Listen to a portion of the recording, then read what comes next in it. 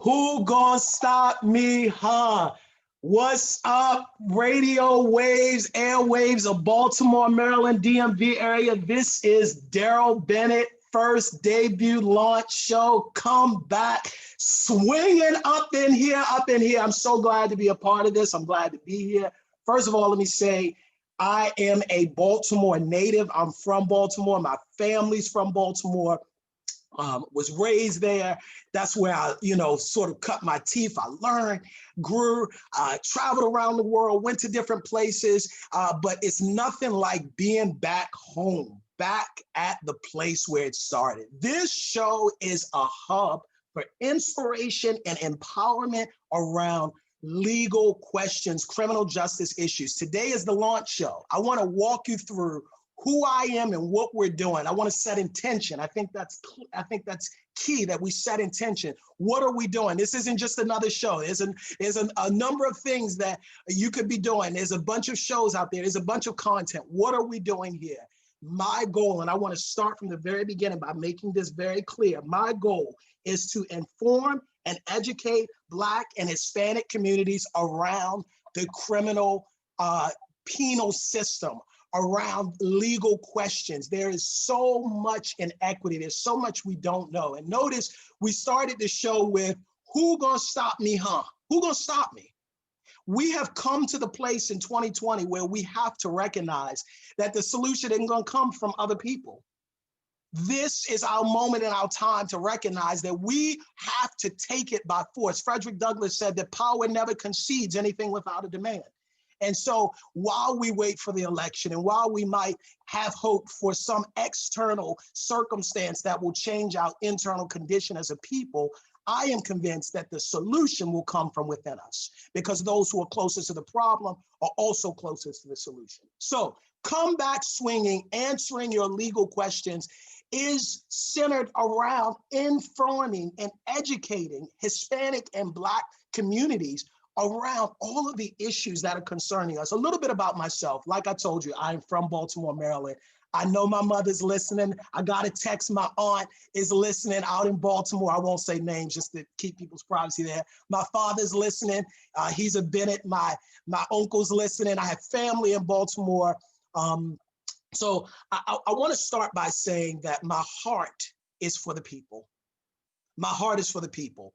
When I was growing up, it bothered me because I saw what I believed was so much inequity. That's what drove me to go to law school, because at an early age, it was clear to me that the things that we saw on the television was just a part of the story. That what we were told was justice was really not. That over-incarceration and the fact that different people would get arrested for the same thing and maybe get totally different sentences, and all of the different issues that surround the legal system. At an early age, I came to recognize that something was not right. It wasn't right. And the reason why I'm very clear about the fact that we are empowering and educating Black and Hispanic communities is because that's unfortunately where the bulk of over-criminalization has hurt. It's hurt our communities. There's a scripture that says, my people are destroyed for lack of knowledge. It's not demons. It's not, goblins. It's not knowing. It's that we sometimes don't understand when we're pulled to the side of the road. What are your rights? What's the difference between a stop and arrest? What's the difference between a plea deal and taking a verdict? What's the difference between probation and parole? What's the difference when they put paperwork in front of you? And so I want to help give people some understanding around that. I am living in New York now. Like I said, I was raised in Baltimore. I lived in Virginia for a period of time. I went to Morehouse College for undergrad. Shout out to all the HBCUs out there who are educating the next generation. It was a phenomenal time being there. You're going to hear me talk much more about my experience at Morehouse. I would not be who I am were it not for that experience, the people who were there.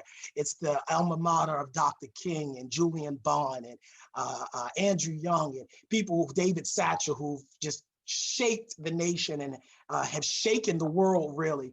And then after I graduated from Morehouse College in 2007 as valedictorian, I then went to Harvard Law School, and that is in Cambridge, Massachusetts. And then I became an attorney afterwards. I wrote a book called Come Back Swinging, actually last year. And I talk about some of my own challenges. And I want to be upfront about this from the beginning, because this is partly what makes this different. I have both been an attorney, so I know that side of the legal system, and I have been involved in the penal system. So I understand it from that side. And so I said in the beginning that those who are closest to the problem are also closest to the solution. I had one understanding of things being an attorney. And I always had a passion for law and a passion for wanting to empower people. But then through a series of events, and I talk about this in the book, the focus of this show is not about my own personal legal journey, but what it is about is how that journey has informed how I believe and why my mission is to empower and educate Black and Hispanic communities around the penal system.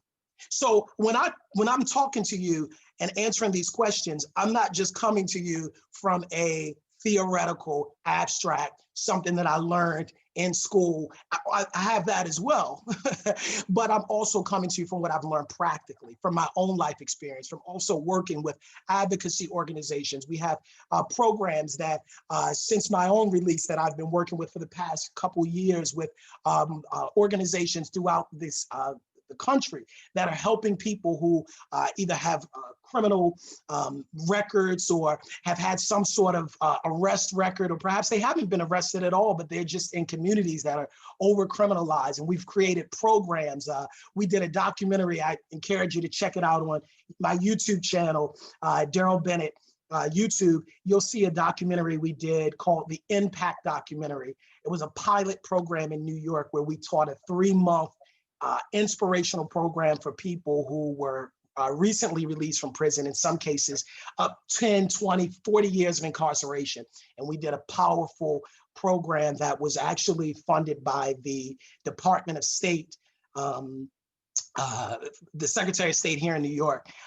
And it was phenomenally successful. The documentary's out, and we were able to really show the city, and not just show the city, but show the government that there is life after arrest, life after conviction, life after imprisonment, life after mistakes, life after failure.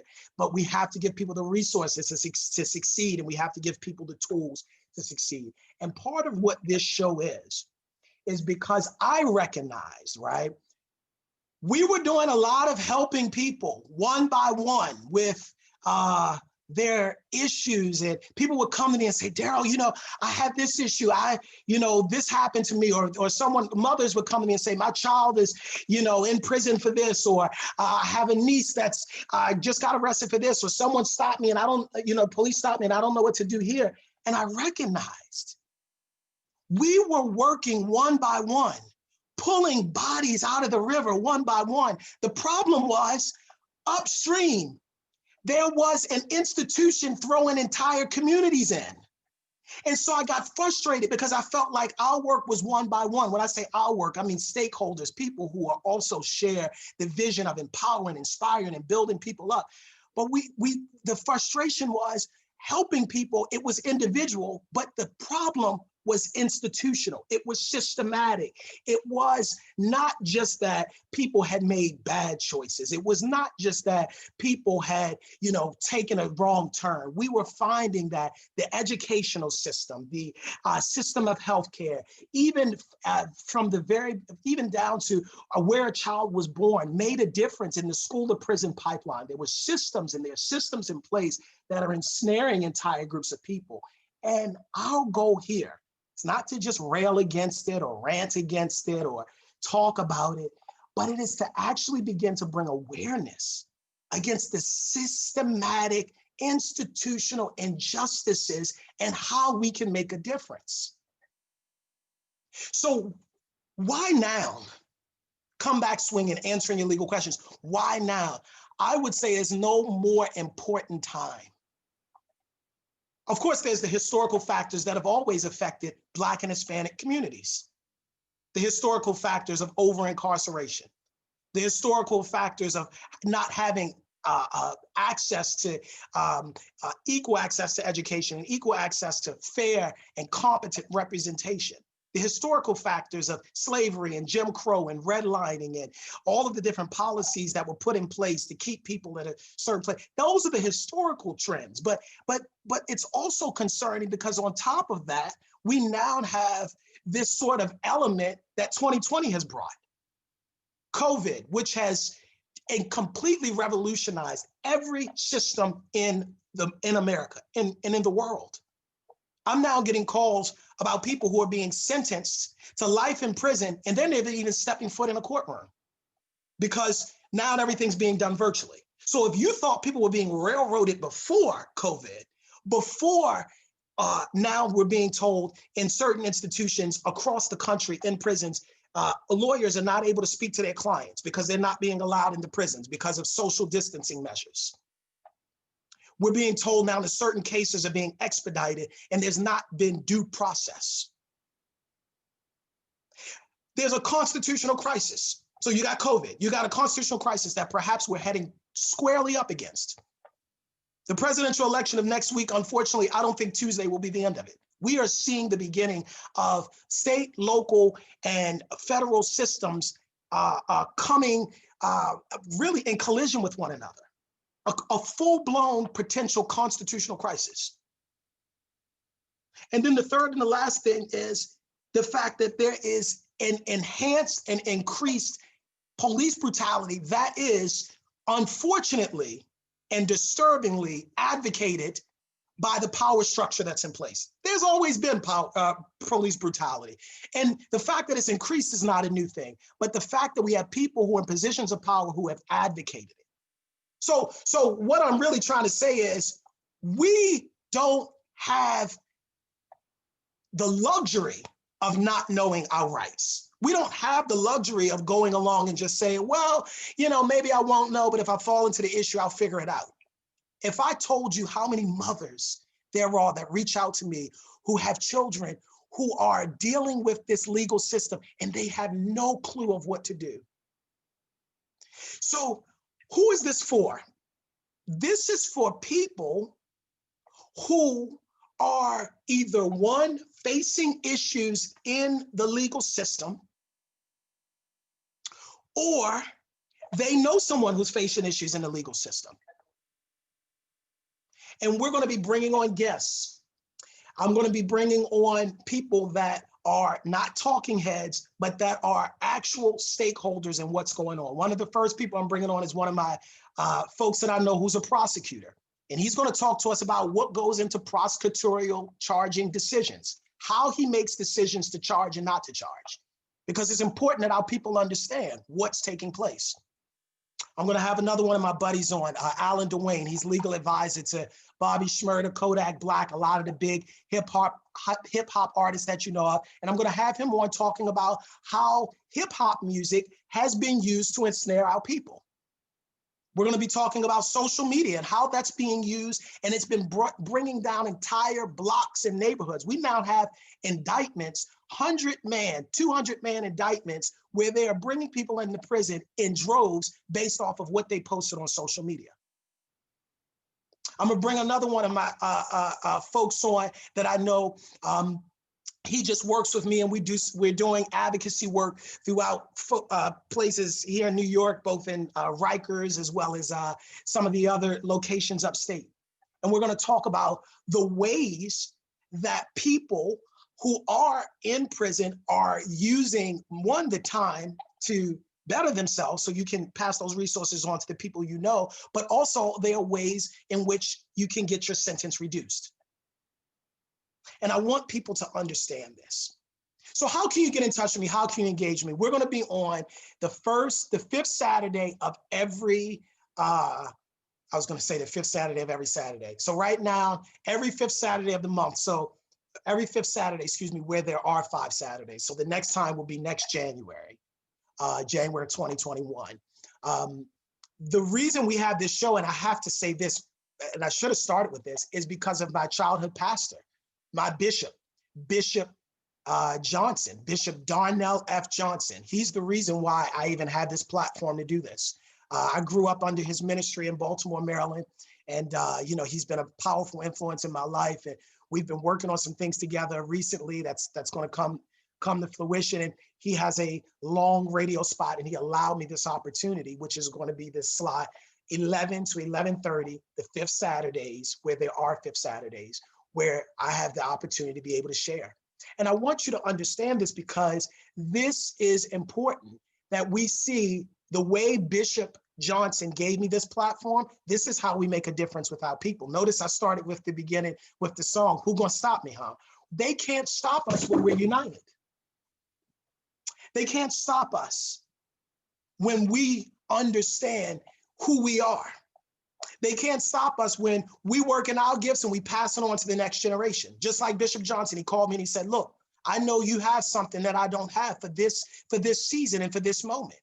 You have a legal education, you have a background, you have an incredible experience and life story. Let's serve and feed and love on the people. And this is how we begin to break the chains. It doesn't happen individually. Comeback Swinging, which was partly based on my book, but more importantly, based on my life story, is about how collectively we can begin to break the chains. We did not get here individually. We are not here of our own accord. People died for us to be here. I want you to understand that. People fought and they sat in and they sat up and they bled for us to have this moment. Not just to put somebody else in the White House. No, not just to change a political party, not just to check something on the ballot box, but to actually be who we were called to be. A people set apart. A people who shine with their gifts and their abilities. And I believe that this is the moment that we begin as a people to rebound. This is not just an individual story of coming back swinging. Yes, it's answering your legal questions, but this is not just about personally what you're going through. Yes, we're talking about it in that context, but this is the backdrop, is the collective. We are here to serve our people. I'm excited because what I know for a fact is that when we begin to know who we are and understand not just our rights, not just the laws, but understand the historical underpinnings for how we got here, that's when things begin to shift. Notice I said, and I say this very intentionally, we're here to educate and inform. I'm not being redundant or duplicitous. Those are two different words. Inform is to give the information, the how. But we're also going to be educating here, talking about the why. It's one thing to talk about how someone can navigate the penal system, but it's another thing to talk about why did it get there? It's one thing to talk about how the Electoral College works on Tuesday, but it's another thing to talk about why did the Electoral College get set up? And why is it that we moved from representation where it used to be that people voted for senators and the senators voted for the president, but not everybody votes? It's one thing to talk about how the court systems are, how the law is, but I want to also talk to you about why. Because as we begin to understand why, then we begin to get to the essence of a thing. And all you're getting, get understanding. That's what we were told in church. And all you're getting, get understanding.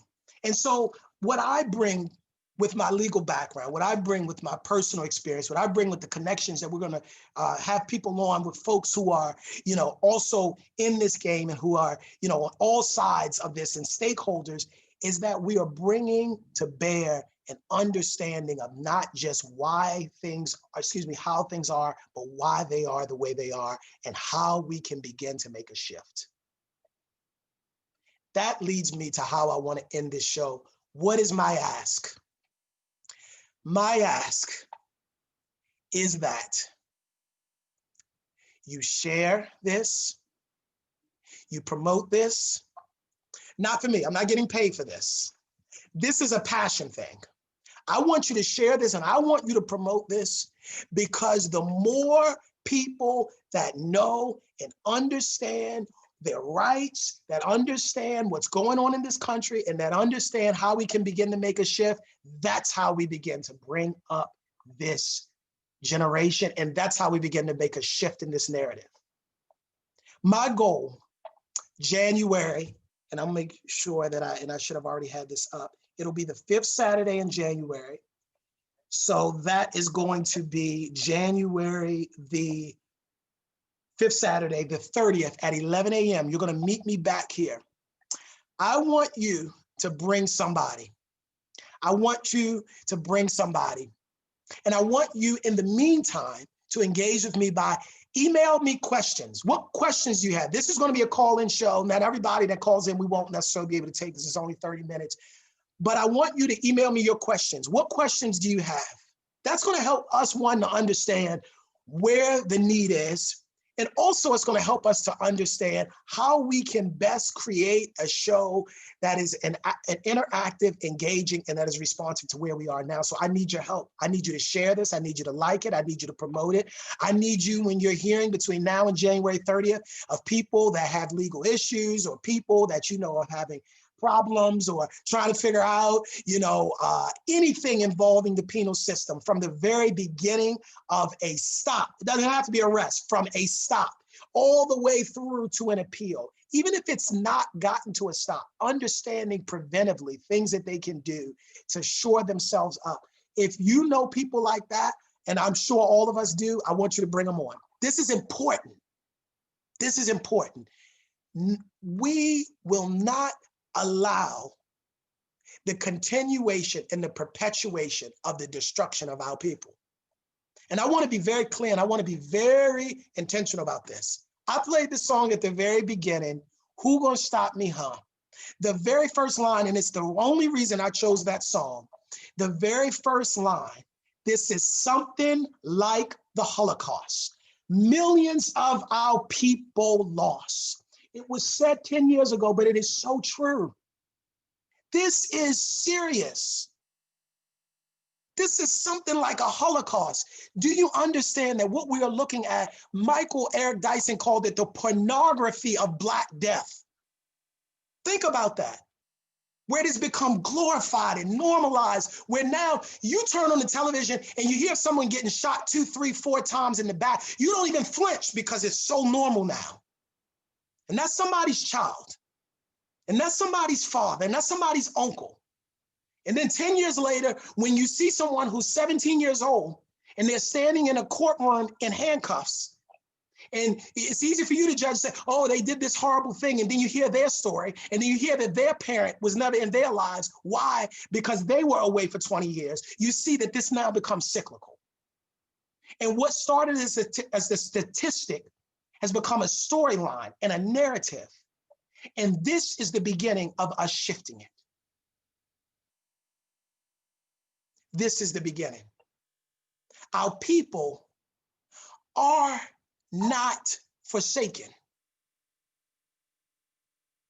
Maybe lost, but not forsaken. And I need you.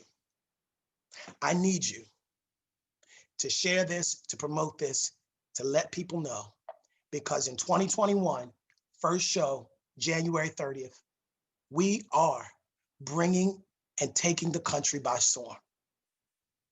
We're going to unveil and unlift the cover on some things. Come back swinging, answering your legal questions with Darrell Bennett. I want to end on this story.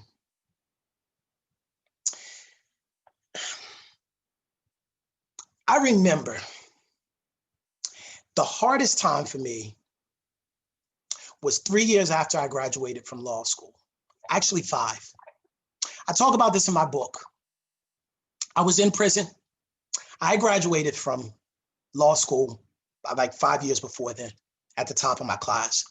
Here I was now in prison, and this had been years. And I remembered I had a friend who asked me to call him because in the federal system, the only way to make calls, you had to call outbound. And he took the phone and he put it next to the computer, and I'm listening to a voice on the other end begin to talk about getting back up from failure. I didn't know the voice. I knew it wasn't him. I didn't know the exact voice. I knew it was someone on the computer, but it was someone talking about getting back up, talking about your last step your next step is your best step. And the last thing that happened to you doesn't have to be the thing that you're defined by. And I'm listening to it and the tears start running down my eyes because 2 minutes into it, I realized something and I banged that phone down and I ran into the bathroom and I cried as hard as I ever cried. And I cried so hard, not because the message was so powerful, not because anything around me had changed. I had already been in prison for years. I'd already seen the shame and the hurt and the guilt and all of that. But I cried because I realized that was my voice that I was listening to on the phone. Literally, it was a speech that I had made to the world 6 years before. It had been uploaded to YouTube, and now here I was in prison in the depths of my despair, listening to my own voice on the phone, and I didn't recognize it. That's why I cried. Because I realized that I had lost my voice, and though it was me that I was thinking about, I recognized in that moment that there were millions of other people who had lost their voice. And I said to myself, if I get off this floor, which I did, I will dedicate my life to helping other people get off this floor too. That's Comeback Swinging the book. That's Comeback Swinging the radio show. That's Comeback Swinging my mission. My name is Darrell Bennett. You can engage with me on darrellbennett.com, DarrellBennett.com. I'm on all social media platforms, YouTube, Facebook, Instagram, LinkedIn. Send me your questions. Thank you to Bishop Johnson. We will be back for this platform. We will be back January 30th, 2021. Take care of yourselves. Until then, this is Darrell Bennett. Come back swinging. Let's take this by storm, Baltimore, Maryland. Thank you all.